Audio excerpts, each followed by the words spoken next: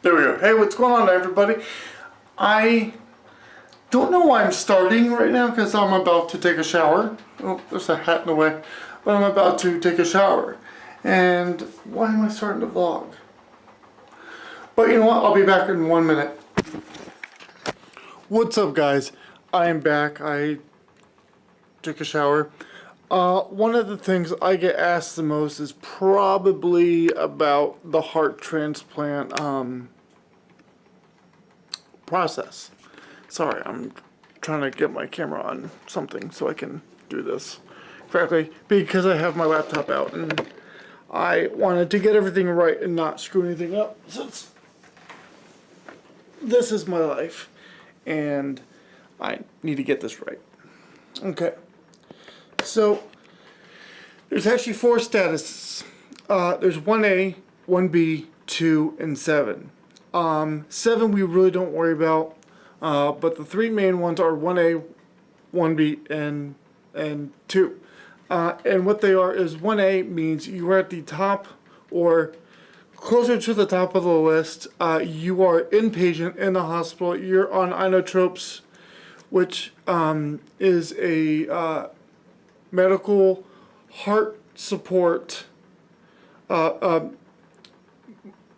medicinal heart support. So it's actually assisting your heart medicinally. Like I have mine right here, which is Milrinone. If you see my IV pole, it's actually that one right over there. But I'm also on a blood thinner, which helps my heart pump too. But we're on higher doses. Status 1B is you're not as high on the list.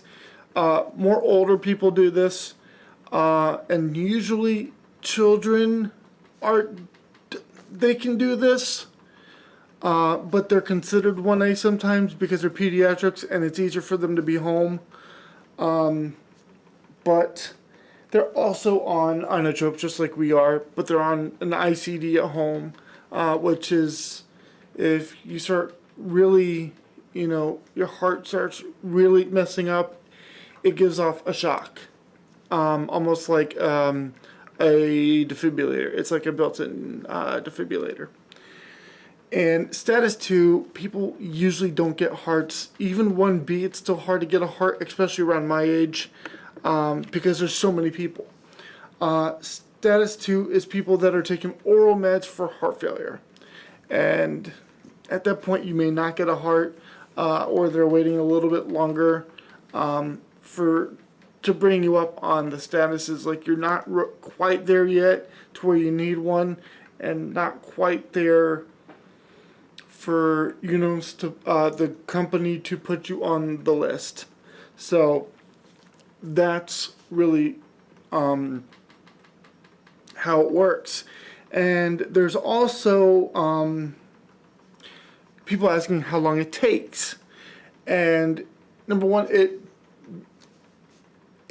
depends what status you are. 1A, I've been here 326 days as of today, which is the 15th of January 15th.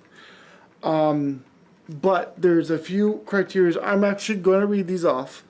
Your blood type's the first criteria.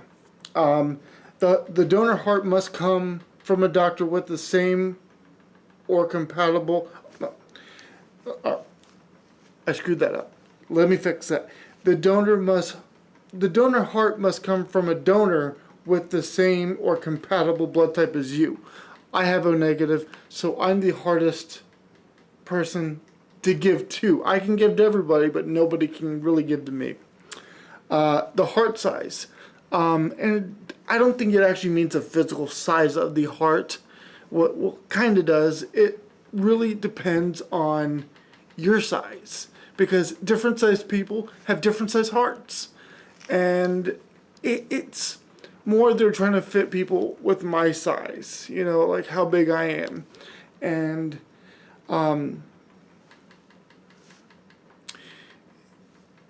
they don't want to put a smaller heart in a bigger person, but they also look at age. It won't give you anybody older. They'll only give you people that are younger.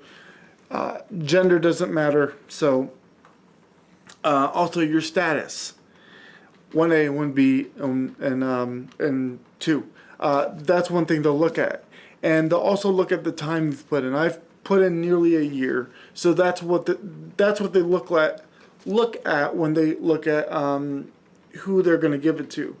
They'll look at the blood type, how long I've been here, how big I am, and all that, and then they'll call and offer it, and we can accept or deny it.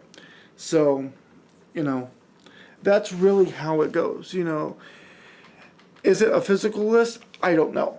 But I know we have a 700-mile range around Gainesville. So if you want to look at Gainesville, do about a 700-mile circle around it, and that's everywhere we can get our heart from. And I think Shands has 3 helicopters, 6 ambulances, and an airplane to go get stuff. And, they're a pretty busy hospital. So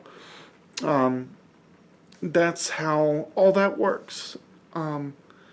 But yeah, my birthday will be in 8 days. I'm getting pretty excited for that. I'll be 32 years old.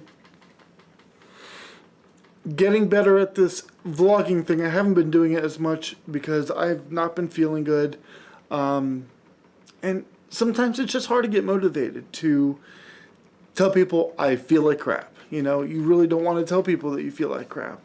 But I got a lot of really cool and interesting stuff coming up that I think everybody will completely enjoy. It's one of those things where I think people should get more involved, especially with cancer hospitals, heart failure places, not places, but like centers and other stuff like that, to where you can make a difference in like somebody's life, even for the holidays, or for it doesn't even have to be a special occasion. People are looking for anything to do with the patients, and there's always volunteer stuff to do, and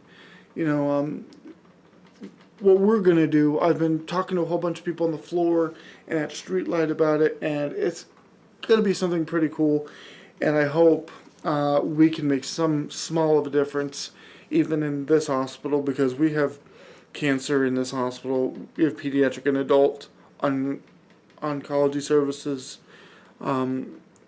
We have heart failure, pediatric and adult, and congenital, which I am, which is a mixture of pediatric and adult.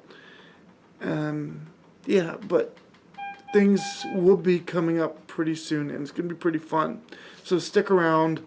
I promise it won't be as long next time for me making a video. I promise. So, see you guys later.